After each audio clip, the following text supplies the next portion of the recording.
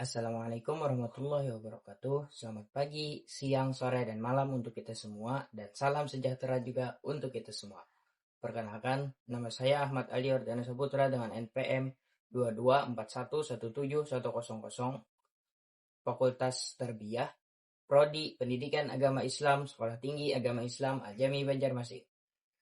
Dalam kesempatan kali ini, saya akan mempresentasikan suatu artikel ilmiah yang telah saya buat, yang akan disajikan dalam bentuk PowerPoint, berjudul Studi Kritis Terhadap Validitas Riwayat-Riwayat Asbabun Nuzul dalam Kitab-Kitab Tafsir Klasik. Sebelum memasuki penjelasan, saya berterima kasih banyak kepada dosen pengampu saya, yaitu Bapak Mokhlis MPDI, yang telah mengajarkan dan membimbing saya dalam menyelesaikan artikel ilmiah ini. Mari kita masuk ke dalam materinya. Pertama, abstrak. Asbabun nuzul merujuk tentang latar belakang atau sebab-sebab turunnya ayat yang penting untuk dipahami guna menafsirkan teks suci. Penelitian ini mengkaji validitas riwayat-riwayat asbabun nuzul yang terdapat dalam kitab-kitab tafsir klasik, khususnya karya para mufasir generasi awal hingga abad pertengahan Islam, seperti Al-Tabari, Al-Wahidi, dan Al-Suyuti. Fokus utama penelitian adalah menelusuri tingkat keabsahan sanad dan matan dari riwayat-riwayat tersebut, serta menilai dampaknya terhadap pemahaman ayat-ayat Al-Quran. Dan menggunakan metode kritik sanad dan matan ala ilmu hadis, penelitian ini menemukan bahwa sebagian besar riwayat asbabun nuzul dalam literatur tafsir klasik tidak selalu memenuhi kriteria sahih dalam disiplin ilmu hadis, meskipun tetap diterima secara luas dalam tradisi tafsir. Selain itu, ditemukan adanya kecenderungan para mufasir untuk menyebut riwayat asbabun nuzul tanpa seleksi ketat terhadap validitasnya, sehingga berpotensi menimbulkan kesalahpahaman dalam penafsiran ayat. Penelitian ini merekomendasikan pendekatan kritis dan kontekstual dalam menyikapi riwayat-riwayat tersebut, serta perlunya pemisahan antara tafsir berbasis riwayat sahih dan yang bersumber dari tradisi atau Israiliyat. Dengan demikian, kajian ini berkontribusi pada pengembangan tafsir yang lebih metodologis dan historis kritis dalam memahami wahyu Al-Quran. Pengertian dan urgensi asbabun nuzul. Asbabun nuzul merujuk pada latar belakang historis atau sebab-sebab turunnya ayat Al-Quran. Memahami kajian ini sangat penting untuk menafsirkan teks suci secara akurat dan kontekstual. Tanpa pengetahuan yang memadai mengenai kronologi pewahyuan, ada potensi untuk salah dan menangkap makna dan nilai-nilai Al-Quran secara utuh. Oleh karena itu, asbabun nuzul dianggap sebagai modal utama untuk melakukan kontekstualisasi pesan moral Al-Quran yang universal. Selanjutnya, fokus utama dan metodologi penelitian Al-Quran.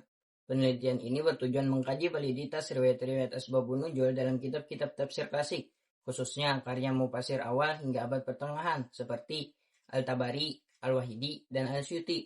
Fokus utamanya adalah menelusuri keabsahan sanad dan matan riwayat tersebut. Lanjut, temuan kritis validitas riwayat klasik. Studi ini mengungkapkan bahwa banyak riwayat asbabun nuzul dalam literatur tafsir klasik tidak sepenuhnya memenuhi kriteria sahih dalam disiplin ilmu hadis. Para mufasir cenderung memasukkan riwayat tanpa seleksi ketat terhadap validitasnya, yang berpotensi menimbulkan kesalahpahaman dalam penafsiran ayat. Permasalahan validitas ini meliput adanya riwayat yang bersifat mursal atau sanadnya terputus, adanya kelemahan perawi, atau riwayat yang konteksnya tidak spesifik. Konteks historis tafsir klasik. Pada masa klasik, para mufasir menyajikan riwayat asbabun nuzul dengan pendekatan yang berbeda. Misalnya, Al-Tabari dalam Jami al-Bayan mengumpulkan berbagai pendapat dari sahabat dan tabi'in dan memilih yang terkuat. Meskipun tidak selalu melakukan kritik ketat terhadap kualitas perawi, sementara itu, Al-Wahidi dalam karyanya Asbab al-Nuzul cenderung bersifat deskriptif, naratif, menghimpun riwayat apa adanya tanpa banyak analitik linguistik. Metodologi kritik riwayat asbabun nuzul. Untuk memastikan keautentikan pengujian validitas riwayat asbabun nuzul harus mencakup beberapa langkah. Pertama, verifikasi sanad. Verifikasi sanad yaitu menelusuri jalur periwayatan dan memastikan ketersambungan perawi serta kredibilitas mereka. Kedua, analisis matan. Analisis matan ini menilai isi riwayat agar sesuai dengan konteks ayat dan prinsip syariat. 3. Komparansi antar riwayat. Ini membandingkan beberapa riwayat untuk satu ayat dan memilih yang paling kuat sanad dan matannya. Adapun permasalahan validitas dalam tafsir klasik. Salah satu masalah utama adalah lemahnya validitas sebagai riwayat karena tidak memenuhi kriteria hadis sahih. Contoh permasalahannya adalah pemutusan sanad, di mana riwayat hanya bersumber dari tabi'in tanpa menyebut sahabat, yang menjadikannya mursal.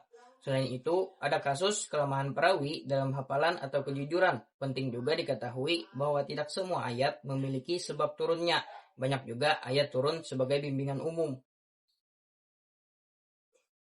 Lanjut, pandangan ulama kontemporer. Ulama kontemporer menekankan perlunya pendekatan kritis dan kehati-hatian terhadap riwayat asbabun nuzul. Quraisy Shihab menilai riwayat tersebut penting untuk konteks, tetapi tidak boleh menjadi satu-satunya dasar penafsiran karena pesan Al-Quran bersifat universal. Hasbi As-Siddiqi juga menegaskan bahwa riwayat yang termuat dalam tafsir klasik tidak bisa diterima begitu saja dan harus diuji dengan kaidah ilmu hadis. Selanjutnya, rekomendasi pendekatan kritis. Penelitian ini merekomendasikan untuk mengadopsi pendekatan kritis dan kontekstual dalam menyikapi riwayat asbabun nuzul. Perlu adanya pemisahan yang jelas antara tafsir yang didasarkan pada riwayat sahih dan tafsir yang bersumber dari tradisi atau Israiliyat. Selain itu, pemahaman historis harus diiringi dengan upaya kontekstualisasi pesan moral dan nilai-nilai universal agar Al-Quran tetap relevan dalam perkembangan zaman. Terakhir, kontribusi dan tujuan akhir penelitian. Kajian ini berkontribusi pada pengembangan pendekatan tafsir yang lebih metodologis dan historis kritis dalam memahami wahyu Al-Quran. Tujuan akhirnya adalah menjaga kemurnian dan relevansi pesan ilahi. Dengan studi kritis ini, umat Islam dapat memahami bahwa setiap ayat memiliki hikmah dan konteks historis yang memperkaya makna dan memperteguh keyakinan pada Al-Quran sebagai petunjuk abadi. Sekian dari saya, semoga kita dapat memetik hikmah di dalamnya, serta dapat mempelajari dan memahami materi yang telah disampaikan. Sekali lagi, saya ucapkan terima kasih banyak kepada dosen pengampu saya, Bapak Muhlis MPDI. Demikian, wabillahi taufiq wal hidayah, warridho wal inayah. Wassalamualaikum warahmatullahi wabarakatuh.